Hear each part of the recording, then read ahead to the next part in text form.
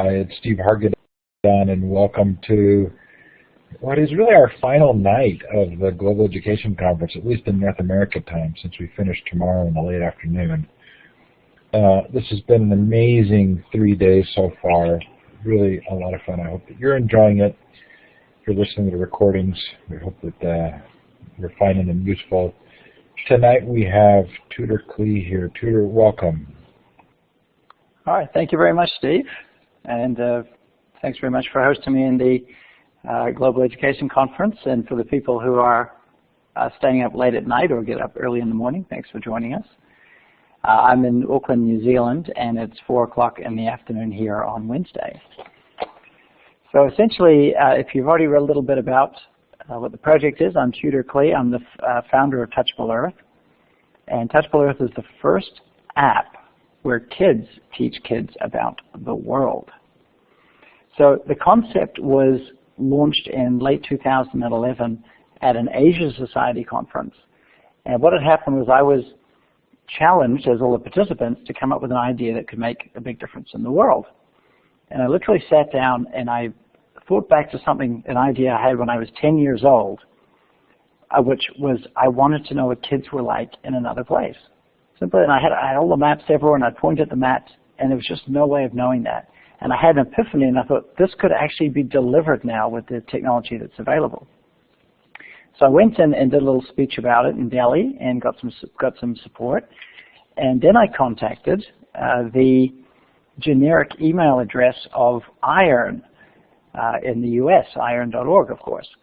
And to my amazement, the catch-all email is answered by Dr. Ed Greger, who's, of course, was at the time the chairman.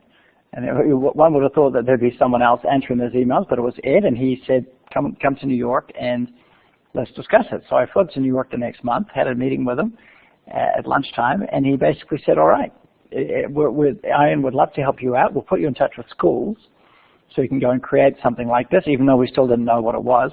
And I went down to Sony and bought a camera and started the next day. So the simple concept was, what if we could have a whole program that was first-person portrait photographs and videos of kids aged around 10 and teaching about the place that they're from. So no adults, no editorial, just video-based and photo-based of the kids. So the best way of explaining it is to simply show you something. So Steve, if you could start the first video, please, and we'll give you a preview of Touchable Earth. Okay, I'm going to put the video in the web tour. You may need to hit play. If for some reason it doesn't show up for you, I'll also put a link in the chat.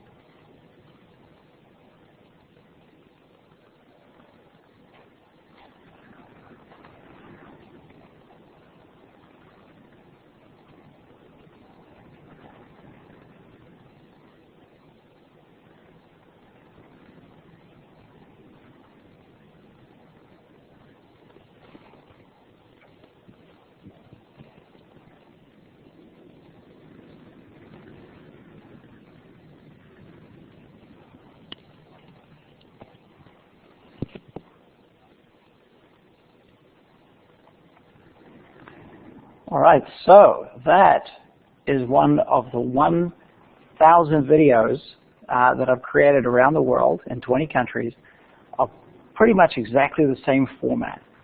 10-year-old kids, first person, looking straight at the camera, always from the same angle, and teaching us something. So the question then is, who is this aimed at? It's aimed at late elementary age kids. Probably 95% of all the kids are aged 8 to 11 in the videos, because it's a peer learning resource, and those are the kids that we're targeting with the program is that age group.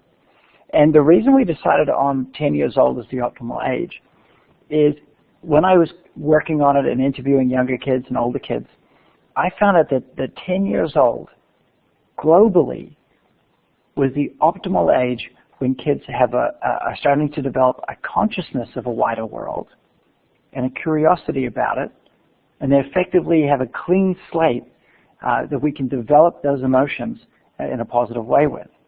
Essentially, they have an open mind.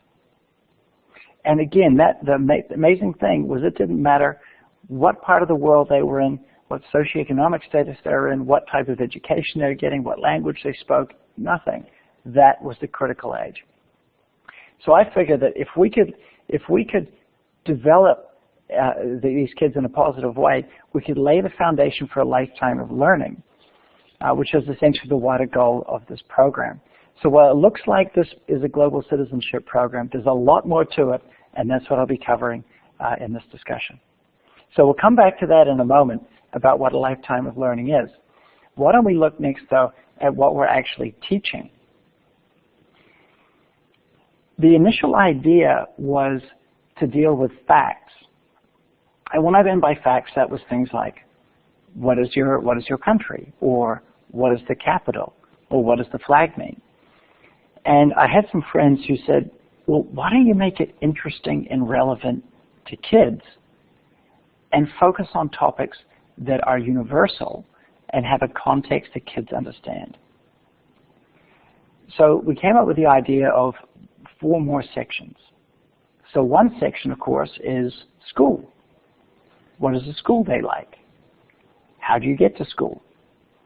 And that might range from something I still don't understand is that it appears all around the world. Kids have yellow school buses. Don't know where that started, but it clearly caught on. In some places, the kids walk 3 miles to school or 4 miles to school each way. What they eat at school, what their classrooms like, and the diversity of the classrooms is just absolutely fascinating. If you're a teacher and you want to see the difference of how classes interact, they're just fascinating. There's something for everybody in that section. Then, of course, family. And with the families, what we're trying to show is the relationship within the families. So really simple video would be, this is what my mother's like, or this is something that I like to do together with my father, or this is my favorite toy. And basically a way of showing that those relationships within families are actually universal, and they transcend culture or race or socioeconomics, and the answers are essentially the same. The other one, of course, is kids play. Sometimes they're playing games that everybody plays, like football, but on the other hand, maybe the football is a bunch of plastic bags that are woven together or tied together. Maybe they're playing traditional games, and we've had a great mix of those from around the world. Now, obviously, something like hopscotch is played in pretty much every country, but with slightly different rules. And finally, of course, you have culture. And that's what you're seeing here. This is Aishwaryan in Pune, in New Delhi. Oh, sorry, in Pune, sorry. And she's teaching us a traditional dance. And we cover everything: clothing, music, language. It's one of those things that when I go to visit a school, I give them an idea of what we're trying to create. But it's not about saying we're going to do 5 topics on culture and that's it. If there's more, the benefit of an electronic system like this is you can just add it all in. And the purpose we're trying to do is to include everybody. Because one of the biggest problems in the world, of course, is systems in place that deny people an identity. And that's exactly what we're trying to counter. The final topic is one called Make Friends. And that was initially about kids talking about themselves, you know, what their hobbies were or what they want to do when they grow up. And I saw a fantastic speech or a quote by a man named Jamie Cassap from Google. And he had said, we shouldn't be asking kids what they want to do when they grow up, because a lot of those jobs aren't going to exist anyway in the future. What we should be asking them is, what's a problem that you want to solve, and what type of skills do you think you need to solve it? And I saw that, and I thought, I'm actually going around and asking hundreds and hundreds of kids around the world what they want to do when they grow up. So why don't we try changing it? And I got in touch with him, and he was actually the one who put me in touch with Lucy and organized the speech. And the answers are very, very interesting. We tried it out in Mali last year. And what was interesting was initially, is first of all, you realize that something I've seen in my travels around the world, all politics is local. And when you ask someone who's in a rural setting, what's a global problem you want to solve? On the whole, the answers that we were getting were literally for the boys, almost every one of them, and this was without talking to each other or getting to think about it, they were saying, I want to make sure that, my parents' farm is okay, that the goats have water, I'm worried about the food. It was very basic stuff about essentially their family unit and making sure that that was secure. When we prompted the kids a little bit more, some of the girls tended to be focused on peace. And yes, Sunkalo and Mali was our man. A lot of focus on peace and girls' education were topics that came up a lot. But what was, I guess, concerning or interesting again about that question and who you're asking it of was a lot of the kids would say, oh, I want to solve girls' education or rural poverty. And you'd say, well, what skills do you need to solve it? And they always said education. But they weren't able to define what they meant by education or what type of education they need to solve it.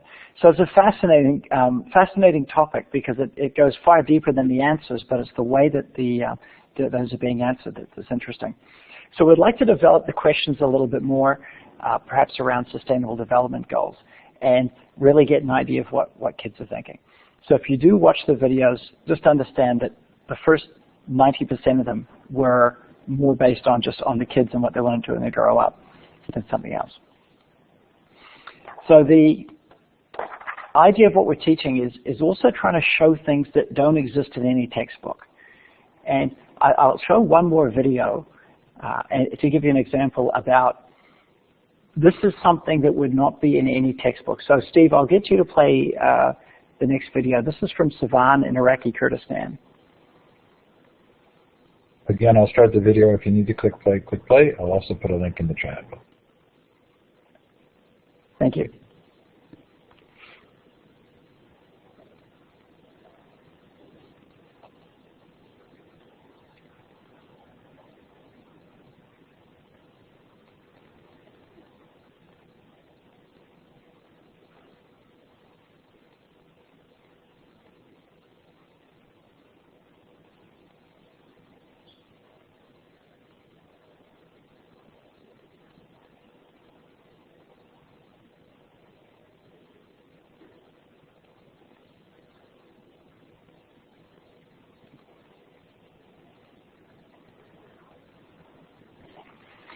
Right, so I think it's fair to say there is no textbook, there is no news story ever presented, there is no documentary ever made where you would be taught that a girl in Iraq is naming her doll after her favorite Korean pop group.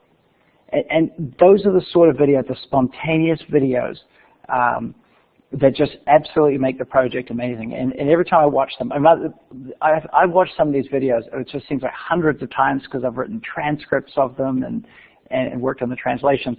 And some of them, they just still surprise me when I see something like that.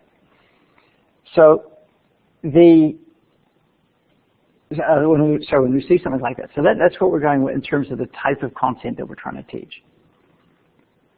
So moving along, we have to say, what is this all about? It's about promoting tolerance. That's the absolute fundamental part of the project.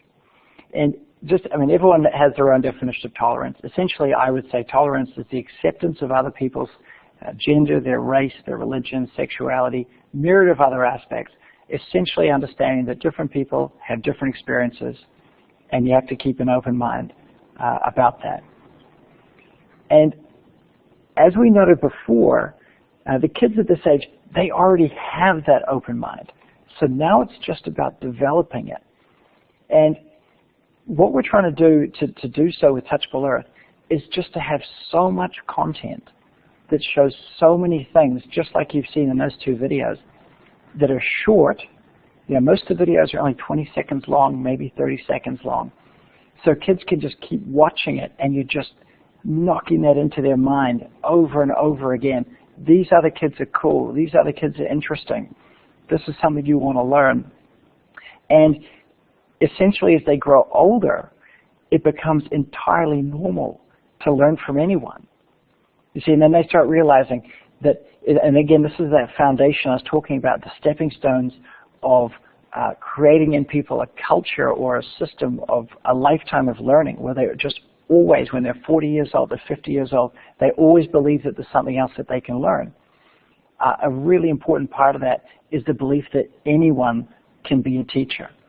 And that's what the open-mindedness is. And that's exactly what Touchable Earth is about. The gender doesn't matter. The geography doesn't matter. The genealogy doesn't matter. Someone's in front of you and they want to share something with you. There's a good chance it's going to be interesting and it's going to help you develop. And what's interesting when I say that is that some adults are actually, they're skeptical. When I say, oh, anyone can be a teacher. It's amazing how you get that skepticism, but not from the kids. And I think that's because the kids haven't yet been taught otherwise. And that's what we're trying to do, is to sow that seed of doubt in their minds, so that, sow the seed of positivity, I guess, so that if somebody says to them when they're 12 years old, 13 years old, 16 years old, hey, we don't like those people, or this would be a good idea to do something negative, they can say, well, actually, I really enjoyed learning about dolls in Iraq from Savan, or I actually quite like Nepali people because I've watched this 40 Nepali kids. I've watched their videos 200 times because I was fascinated by them. And you start to just put that little bit of doubt when anytime anyone says something negative. And you might say, okay, what is the outcome of all of this? And we can always have the big grand ideas of peace and sound electoral choices, I think would be another one. But what I can say is there is actually an outcome. And the outcome of this, and we're talking about a 10-year-old kid having an idea planted in their mind that they then carried subconsciously, is the creation of this entire program. You see, when I was 10 years old, I grew up in New Zealand, and when I was 10 years old, it was the first time that I was allowed to stay up all night and watch sports when the FIFA World Cup was on. And the thing that made the FIFA World Cup famous in 1990 was Cameroon was the first African country to get through to the second round. And they had this superstar player called Roger Milla. And he was already in the news before the tournament because he was something like 40 years old. He said he was too old to play, and the rumor was that the president had said, if you don't play in the tournament, I'm going to put you in jail. So it had all of the makings of a Disney movie. Well, actually, it's a bit heavy for Disney, but it was the idea that he was this amazing player and he's coming and this is his last hurrah. And he had a cool dance when he scored goals. And I watched every one of his games. I found out every news story about him. And what you realize, and just think about this for a moment, and I want each of you to think back when you were 10, if you would have been able to say the same thing, and I think it's probably pretty likely. That was the first person from Africa I had ever seen that was not holding a gun or was starving. Because, I mean, in New Zealand at the time, we only had 2 TV channels. We didn't have a lot of media. That was the only one, the first one. And I thought he was the coolest thing ever. And that was when I got all the maps on the wall, every National Geographic map. My map of Africa was about 4 or 5 feet high. Even Lesotho was about the size of a coffee mug. It was a huge, huge map. And I looked at every country and everything. And that's when I decided, I said, I want to visit every country in the world. I really am excited about the world. Now, where it gets interesting, though, was that memory of Roger Milla, and that was completely outside my scope of mind for over 20 years. And then when I started thinking about this program again, is when I started thinking, oh man, I used to think Roger Milla was cool. So I knew that age, that 10-year-old age was good, because that was the age when it kicked me off thinking we can do something about it. And so that's what I'm saying is that the project can have real outcomes. And what makes it even cooler, and why the story actually has a happy ending, is that in May this year, I went to Cameroon And I tracked down Roger Milla, and this again is the most famous African soccer player of all time. This is like going to Chicago and calling Michael Jordan and just saying, "Hi, Michael, can I come over to your house? I really liked you 20 years ago."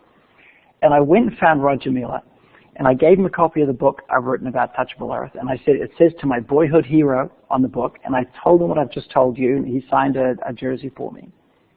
And I said to him that this project is the impact that you alone had, you as one person, on me as one kid. I've still got the scrapbook 26 years later with all those articles. And I said to Roger Milla, do you know what I've done now? I said, I've gone out and created 1,000 Roger Millas. So all we need, now we've got 1,000 of you essentially that can inspire kids around the world. And they might not do anything for 10 years. They might not do anything for 15 years. But in 20 years, subconsciously, they've carried that in the back of their mind, that they're going to want to go off and do something positive.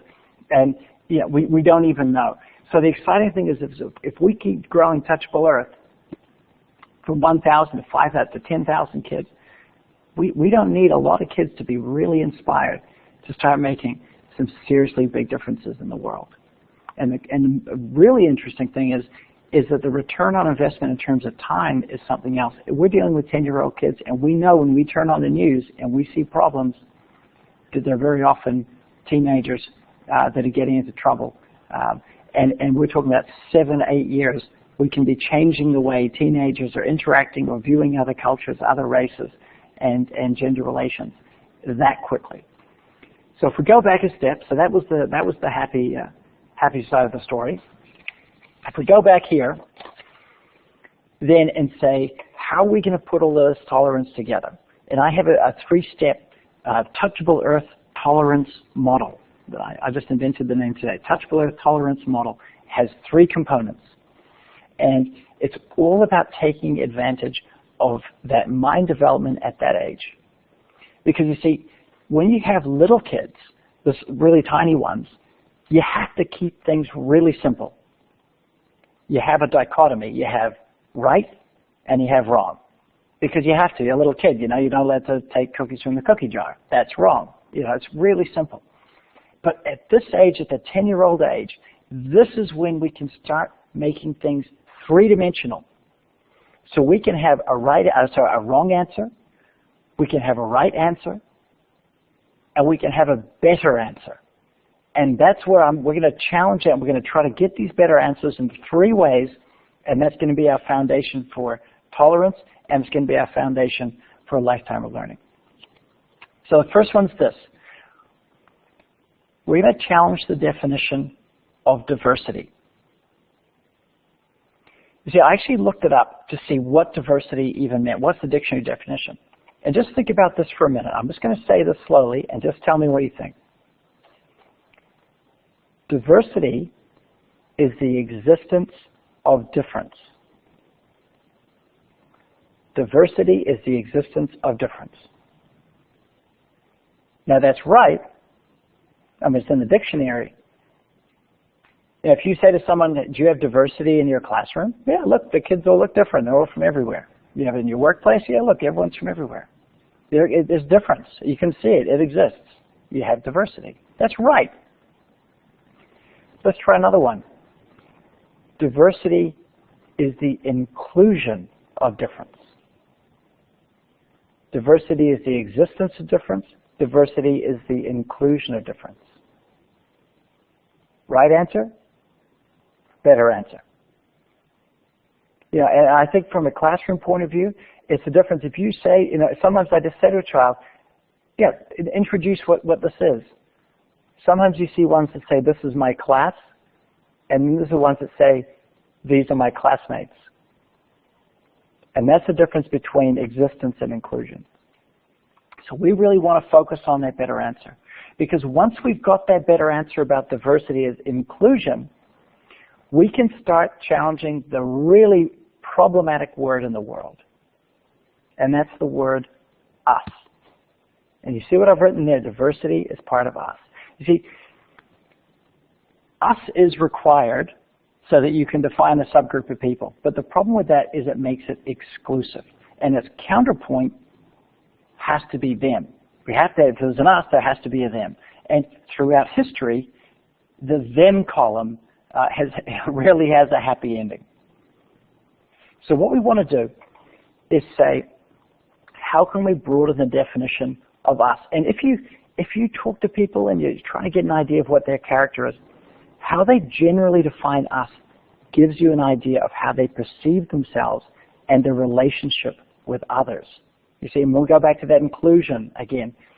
So you have people who say it very narrowly, and often it comes down to race or socioeconomics when they're talking about, oh, us or we, and they break it down like that. And where we want to get to is where us strips down all those superficial elements, gender, race, religion, and focuses on common values. I mean, I'm looking at a list of people who are listening to this session. I see you from all over the world, and I don't even hesitate for a moment to use the word us. It doesn't matter. I see we've got people from Canada, we've got from Oman, Ed in the States, Magali from Peru, people from all over. But we're all here today and having this discussion because we all value global education. So it's an us, and that's easy. And again, this is what comes back when we start looking at us as common values, is it really enables that idea we had earlier where we said that everyone can be a teacher. And again, that's what and that's really what we're trying to focus on, is that open-mindedness. We've already got it with the kids. It's already there for us, and we just need to maintain it and make sure that turns into the lifetime of learning.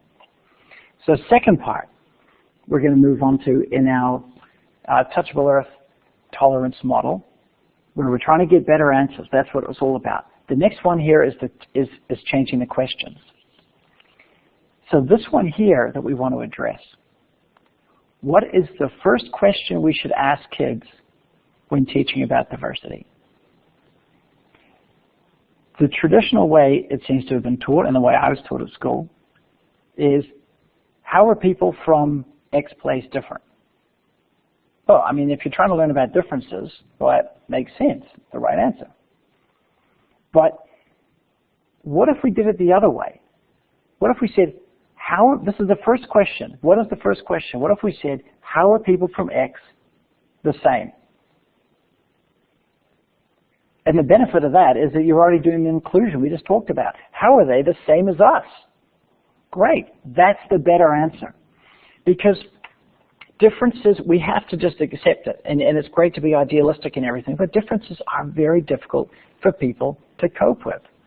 I mean, practically every conflict in history has started, unfortunately, from people, starting with the first question. Oh, well, they're different. How are they different from us? Oh, like this and this. Great. Now we have a problem. And I've been unfortunate enough to travel around the world, or fortunate enough to travel around the world and see, memorials and museums of this horrific stuff that people have done to each other. And all of those started by asking that question, how are people different? They never started from how are they the same. So I think that we want the better answers to start with the similarities. And we can see it in this photograph. If you look at this photo, you wouldn't know where these two girls are from. You wouldn't know what their background is, what their interest is, or anything. The girl on top, Sarah, she's 7. She's from Iraqi Kurdistan. And the girl on the bottom is from Sao Paulo. And you look at the room, you look at everything, and I accept some people who are cynical says that this shows the power of Disney marketing more than anything. In fact, they've got the same Barbie dolls and the little princess and everything. But the fact is that if you open the conversation by saying, wow, look at the girl in Brazil, she's the same as you. Or the girl in Iraq, she's the same as you. I think you're going to get a lot more traction and interest so that when you get up to the differences, some of them which might be difficult for people to accept about lifestyles, it's going to be a lot easier for people to deal with it. So the next one, the third part, what is the next better answers? This is about broadening the answers, and this is a great example because this really shows Touchable Earth at its heart. Now, let's say you set a quiz for your kids in the class, and you said to them, what is a family like in the Marshall Islands? If you Google that, and I Googled this, and I went through, and I'm an adult, I know how to use Google. I made a composition here of what I could get from Wikipedia. So I was able to find out that it's a small country, it's in the Pacific. They have a very, very low income, 195th income, and that they have quite a high fertility rate. So if you said to a student, what's a family like? That student could say, a family in the Marshall Islands is large and poor. And that's right. That's the right answer. I mean, that is the net knowledge of the whole internet has just told you that, and they've actually gone and researched it, and they've drawn a conclusion from it. You give that student an A. If you use Touchable Earth, and you can see on the right-hand side, these are the photographs from the Marshall Islands. And each one of these has a video exactly like the ones that you saw before. So you don't even need the videos. You can see, look, the family looks happy. The girl has a teddy bear, just like I have a teddy bear. She watches TV with her little brother. Her dad's a really friendly guy. Her mother helps her with homework. And she goes to school, and she has a friend, and they wear a school uniform, and they look really happy. A family in the Marshall Islands is like mine. That's the better answer, and that's the A+. You see, the first way, you are never going to get empathy where kids answer in a way where they say a family is poor and large in some place. Never. But if you can put the context in and look at it subjectively, this is where you get to. And I've said it before, the world is not explainable with multi-choice answers. We need to move on to actually analyzing the information before us and turning it into something positive. Oh, sorry, we've seen that. So moving along then, I'll look at two areas of Touchable Earth in particular, and I haven't spoken about this one yet because I wanted to give it its own slide. Touchable Earth, again, could be looked at very simply as a way of promoting global citizenship. What it's actually doing, and I would even say this is the primary purpose of the project, is in promoting gender equality. Now, I've been traveled around the world now and fulfilling the boyhood dream. Remember from Roger Miller when I was 10, I've been to around 150 countries, and I'm hoping to finish visiting every country in the world next year. And what I've seen, if you ask me what is the single biggest problem in the world, it is the lack of gender equality. That is what we really need to address and get to the heart of it. And that's why it has to be done in a way that is carefully presented and sensitive. And I think the Touchable Earth achieves that, or at least we're on the path to achieving that. And this is why an equal number of videos in thank you, Lucy. I just saw your comment. Absolutely. This is what we're on right now. This is timely, completely timely. And what we're doing with the gender equality is an equal number of videos are presented by girls. And I've read the textbooks because when I go into classes in these countries around the world and I have a look, some of the, you can see that they're almost all written for a male narrative. And it's what I had when I was a kid at school, where the textbook examples were literally, Peter has 5 apples, Paul has 4 pears, how many cakes can Mary make? And I mean, they fixed that in New Zealand, but it's a long way from being fixed in a lot of other places. And it's a whole other mission in the learning curve to fix textbooks. So I said, wouldn't it be cool if an equal number of these were presented by girls? And what is so amazing is how easy that has been. In fact, it's been so easy, it's been too easy, is that the girls tend to be more articulate, more interested in being a part of the program, and actually end up dominating a lot of the chapters, where I'm actually having to say to the teacher, if we're going to have to start cutting people if we can't get 2 or 3 boys to actually participate in this. So obviously then this is what it comes down to, is the problem of saying, why is there that enthusiasm and that participation at 10 and it's trickled off at 18 or 20 when we look at participation in the higher educational workforce, etc. And I think a lot of it has to do with a lack of tolerance. And that's what we're really, really trying to hammer in, as we said earlier. So the girls are seen as equal contributors to any conversation, that when they're teaching something or explaining something, what they're saying is not diluted because of that gender.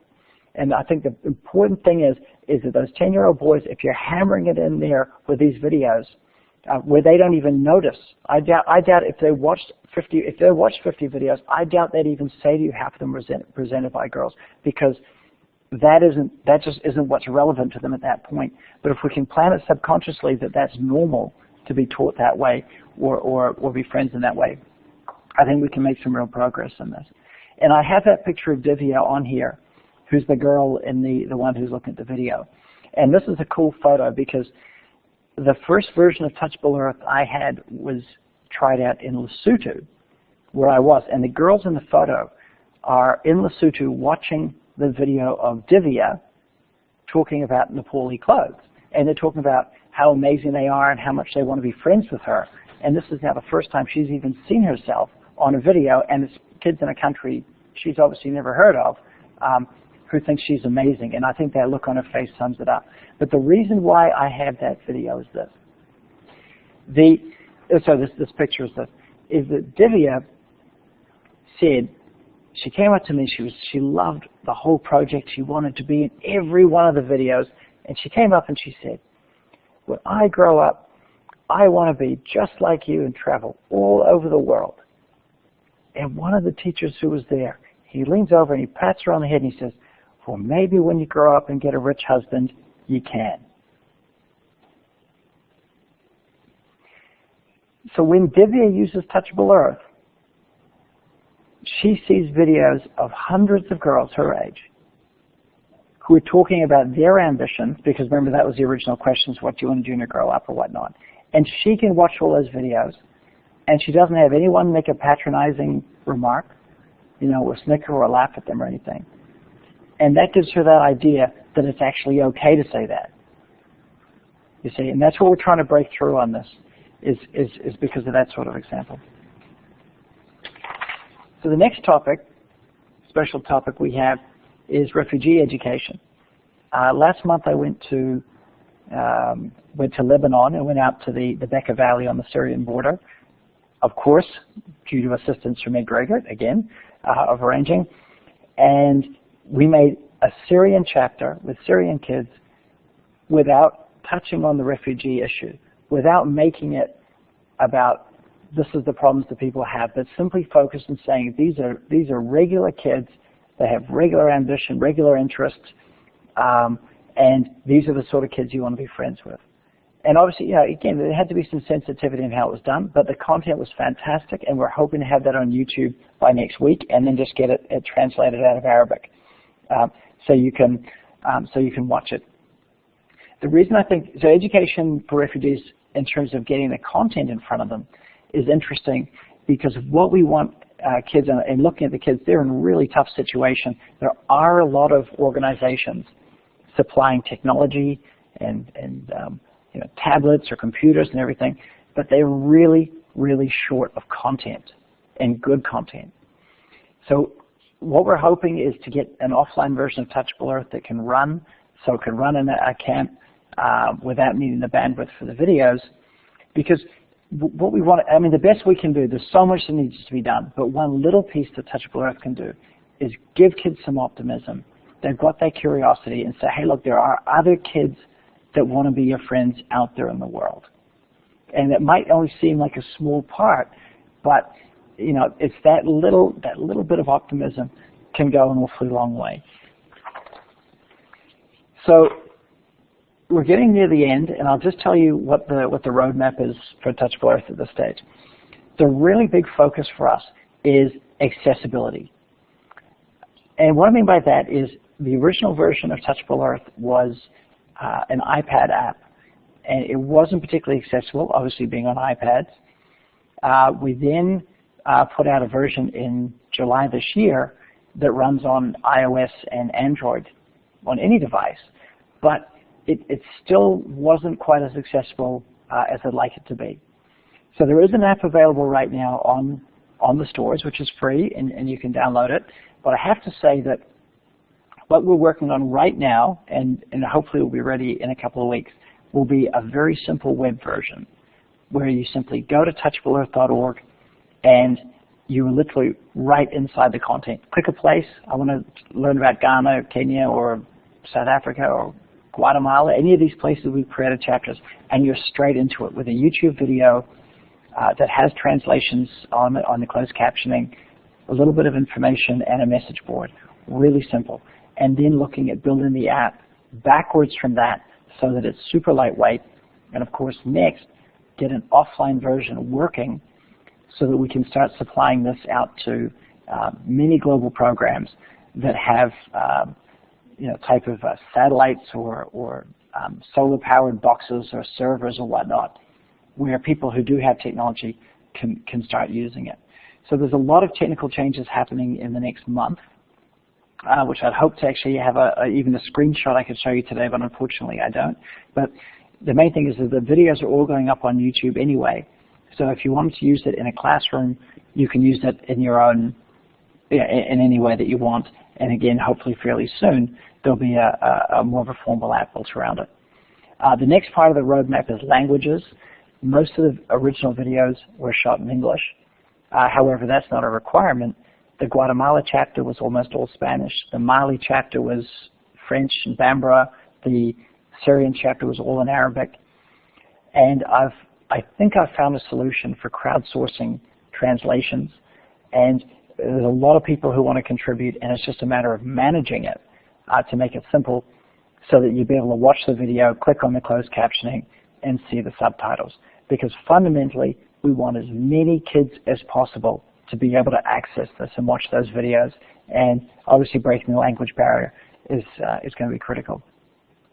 The other thing that we're hoping to do coming through into next year is to improve the community around it and to really get feedback from educators, teachers, on how they're using it in classrooms.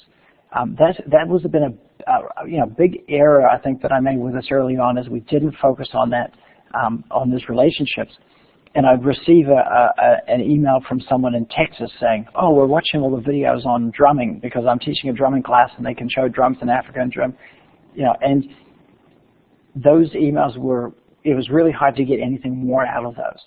So if it's something, thanks Ed, .sub.com. So if there's something, the way that you use it, or positive that we can share with other educators around the world, that's going to be fantastic as we try to grow this. So I'll wrap up there for questions, but fundamentally there's a lot going on, and I think there's a lot of potential for this project, and it's particularly timely right now, as I think Lucy has said. But I'm happy to answer some questions now if we can open up the floor. Hi, Tudor. It's Lucy. I'm sorry I came a little late. I had a family obligation before this. So I just want to say welcome and thank you so much for being here. And I'm going to turn on the mic for anyone who wants to talk and actually ask you a question directly. So if you are in the audience and you would like to say something to Tudor or ask him a question, you can put it in the chat, or you can grab the microphone and raise your hand, I guess, using the icon, the raise your hand icon, and we'll call on you to talk.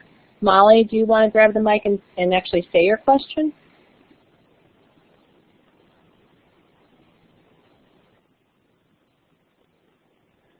Oh, I think I can see Molly's question. Yeah, Molly, that's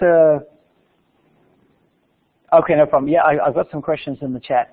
So Molly, I'll start with your question. You said, is there a way for the kids, hang on, is there a way for kids who would like to be filmed about sharing the stories? Okay, so that's in terms of, it looks like user-generated content, I think is what you're asking. The user-generated content would obviously be an excellent way of growing the project really quickly and really large. The main problem with it is would need to be a lot of resource about managing it. And also on the quality. I mean, even creating the videos that I've done, it's really difficult to get good quality video, especially in developing countries, often because the classrooms are very, very noisy. When I started at Ed Gregot said that sound's always been the biggest challenge. So I've had to have a really good microphone because, there's a lot of noise in the classrooms. Often there's very poor lighting. So there's a way, I'm trying to figure out a way, once we get this new version up, a way of integrating in user-generated content to make it more inclusive. I think it really needs to be done through a partner like Iron, someone who already has context in the classroom to do it, and I'm definitely open to those sort of ideas. And I think that's probably the next question that people often ask, which is, can you interact with the kids? And that's, again, the problem that's really something which needs to be dealt with through organized classrooms and people with experience like Iron. Because I think the problem is when I started the program, I tried to do everything. I tried to say, all right, I'm going to go and donate the tablets as well, and I went to a lot of the places and got the internet set up. But I think the focus at this stage is we need to, first of all, make sure that we have a really smooth, accessible app with the content we have, and then start looking at those much wider features. A couple of things I think one of the great things about the GEC is that there's an opportunity for other organizations to get to know each other's work. I think that's one of the things that I really appreciate about this network is that there's opportunities for partnership and that sort of thing. We have somebody who's worked closely with us who runs a really interesting multimedia website with global content. And her name is Clary Von Lee, and it's called the Global Oneness Project. And I don't think she's here right now, but you should take a look at her website. I'll put the link in there. Her husband's a filmmaker and a jazz musician, and they curate multimedia from photographers and journalists around the world and create lessons around it. So there might be some cross-pollination opportunities there. Then the other one that I was thinking about too is there's a filmmaking group in New York, and we haven't had her speak here, and I should have had her keynote this year. There's a woman who I think she must have worked in the TV industry at some point, and she has really high-level contacts and a very powerful board, and they create films, and Ed might know more about them.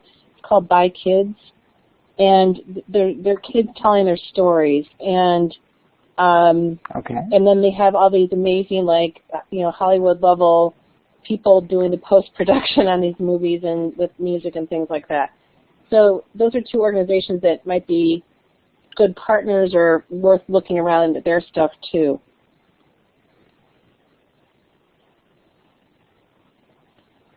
Yes, thanks, Lucy. I looked up the Global Oneness Project when you mentioned it, and that's fantastic because they have built, as you said, the resource around the videos, and that's been another big debate I've had with Ed is that something we should be doing as a priority, is to give the teacher resources, or on the other hand, leaving it fairly lightweight so that rather than it being seen as a curriculum, it's more seen as something that you can already be teaching about other world cultures or something, and just we're going to pull and watch some of these videos without feeling that more needs to be done.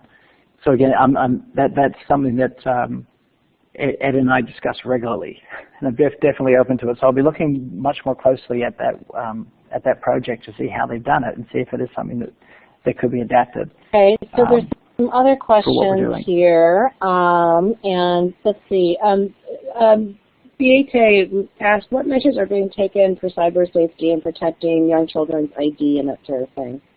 That kind of ties into what you were saying before. Yeah, what we try to do is, I try to be a little bit vague on, trying to, in terms of location or anything too identifiable. It's one of those things where it's how long is a piece of string? It's one of those things we do our best, and obviously, Ed's had experience with this through Iron, and trying to keep it, trying to keep it simple, and that's why with anything like interacting between the kids would really need to be done through something, a supervised organization like an Iron. I think on that one. I think in some of the like the Global Oneness Project, I think the approach that they have been is to partner and put their content in other platforms that could distribute it. So they have content up in Edmodo, for instance. And then today, another keynote today that I thought was particularly interesting was the curriculum guide behind a YouTube channel called Crash Course. And Crash Course is the brainchild of two young men in the U.S. who are brothers. One is fairly famous for his young adult books that he's written, John Green, and his brother Hank Green, who runs a big YouTube creator conference, among other things. And anyway, the curriculum guy talked to us, and they're having, I mean, I think the whole issue has been, like, how do you reach teachers in math with this content? And nobody's really kind of mastered it yet. So they've partnered with PBS, whatever PBS's educational group is called now, and they distribute their stuff, and then Khan Academy also does too. You know, and the other thing that I'm seeing in the ed tech world is that the emergence of all these marketplaces, and that's where, like, for instance, I think Mifflin has one now, TES has one, Edmodo has one, there's Teachers Pay Teachers. You know, I don't know if that's an option or if that just dilutes, you know, the way, the way to get these things. I don't know. I'm just kind of thinking out loud here because this looks really cool. Cool, thanks. Well, that's, Lucy, I mean, that's the thing, is that there's definitely, and that's why I think that if I can get the new lightweight program going, then I think we'll be in that position to start saying, right, having other people running the videos, as you say, Khan Academy does have other contributors within their program at PBS. I mean, I guess ultimately, if it came down to more kids benefiting from the content, and it was in a positive way, then that would be good. But I guess, and this actually kind of ties into something. I see a question from Peggy, which is about, do the kids in the videos show the tragedy in their lives, such as the Syrian refugees, or is it only positive? And I guess that's, why I have been quite protective of the content, is our editorial or our message that we're sending is a positive message. And the concern is that if someone else uses it, it might start getting mixed in with, with negative messages or negative stereotyping. I mean, I guess the thing is, Peggy, is that sort of the sort of negativity or the tragedy is something which you can see turning on TV every day, and that's easy. That's on Al Jazeera, it's on CNN, so it's all over the media, and that's what I grew up with as a kid before seeing Roger Miller. Obviously, was only the negative, and I guess the thing is, the editorial approach that we've taken, and I think Ed's been very supportive of it, is to focus on that positive in spite of the situation. And the fact was that we didn't need to coach those refugee kids, and they were in a really, really, really tough environment in that camp. Your heart goes out to them. But when you ask those kids that question, what's a problem that you want to solve, and what do you need to solve it? And we just asked, again, there was no discussion between them. It was just spontaneous, and they couldn't hear each other answer. I think about the first 6 of the 9, they all answered with something altruistic, something along the lines of, I really want to make sure that everyone has a proper roof over their head, and I want to go and, find a way to raise the money to do it. Next person, I want to make sure that everyone can eat. So that was the thing, is that there is still that overwhelming optimism, even in kids in a really tough situation. And we're trying to promote that, I think, as part of getting that tolerance, because if you start to put anything negative into it, it can certainly look like it's supporting stereotypes of negativity of situations. So look, it's a really, really difficult question, and that's just the editorial approach I've taken so far on it. But you're not the first person to ask. Any other questions that we haven't covered? I see a couple that I've pasted into the moderator tab. Is there a way for kids who would like to be filmed to contact you about sharing stories? Did we cover that one yet? We did. I said that's the one that's at this stage. We don't really have the capacity to do the user-generated content. And Lucy, you had showed me a website that you recommended that does have user-generated content.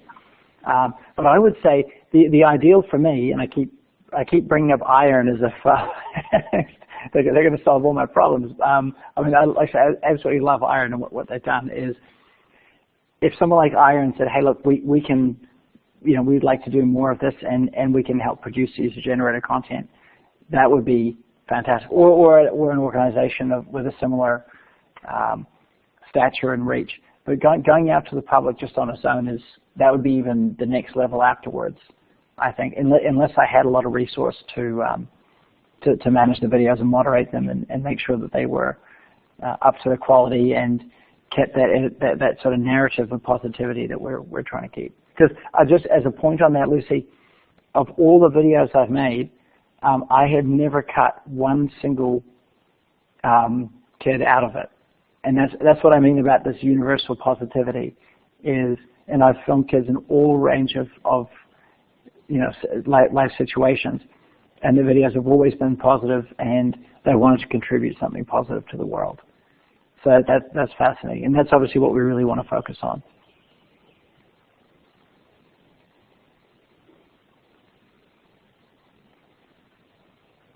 Okay. I think everybody's really loved your work here, and I'm wondering. Oh, here's another question from Molly. She has lots of questions. Good question. Have you filmed kids in Europe and North America? I'm just wondering about sharing positivity, optimism in multiple directions. Yeah, that's a really good question. North America, I haven't tackled yet. In terms of Europe, I think everything's been on the eastern side of Europe. So I've done Russia, Macedonia, and Romania. And I think it's one of those things where every time I go to line up something like Wales, I think was interested. It's one of these things where every time we try to find somewhere else in Europe or North America, something happens, the holidays don't work or whatnot. But that's basically every continent's been represented except for North America, Caribbean, and South America. I filmed maybe half of the Colombia chapter. So that would be the priority. Would be to get some more places in. And just in terms of, I think what Molly's saying is, while I have spoken about countries a lot, in the app we try to avoid using the word country and refer to them as places.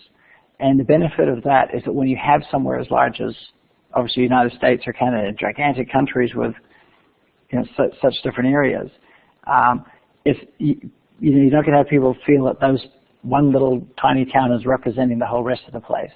But rather, where I'd ideally like it to be is you're effectively looking at a globe, and I just saw someone mention about Google, some type of Google Earth overlay, which was, Thomas mentioned it, is where essentially you're not looking at it as countries and nation states, because it is problematic for some people in the world is the nation state, but instead just to say, hey, I want to zoom in on this area and let's see some cool content, rather than it being quite as nation focused as it is now. So that would be great. So I'm definitely open to adding something in North America as soon as possible.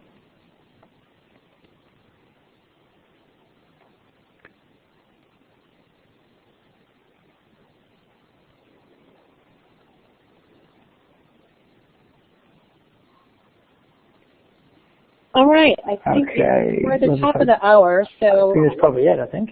We're at the top of the hour, and I want to make sure we have one session following this, and I want to make sure people jump into Connie Resnick's session after this. It's late here in the U.S., and so the numbers are dwindling at this time, but we hope that you guys will continue on. And then Ann Merchant is also doing 1 and 2 hours, and she always has a great draw in her room. But if anybody wants to keep in touch with you, Tudor, what's the best way? Do you want to stick your email in the chat, and people can follow up with you if they'd like to? Oh, yes, absolutely. Okay. Yeah, people are always welcome to get in touch. As like I say, this is a very organically designed program. and I'm definitely open to any ideas from that. And please feel free to drop me an email and discuss any of these things. So touchableearth.org, that's the website. Okay. And if you... Cool. And Lisa Jobson, thank you very much. Yeah, it's good. The IRN people are awesome. I still think of Lisa and Ed as IRN, even though they're not formally working for them anymore. But the IRN people have been our biggest supporters, and they're great. And I'm glad that you have Ed as a thought partner on this.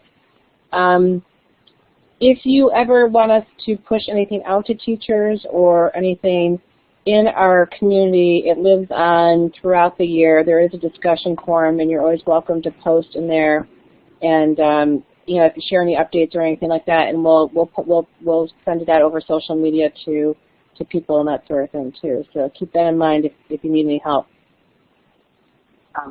That's much appreciated, Lucy. I think, like I said, as soon as we get the new web version up, or even a test version, you will be the second person to know after Ed, or if not first equal, to have a look at it and see.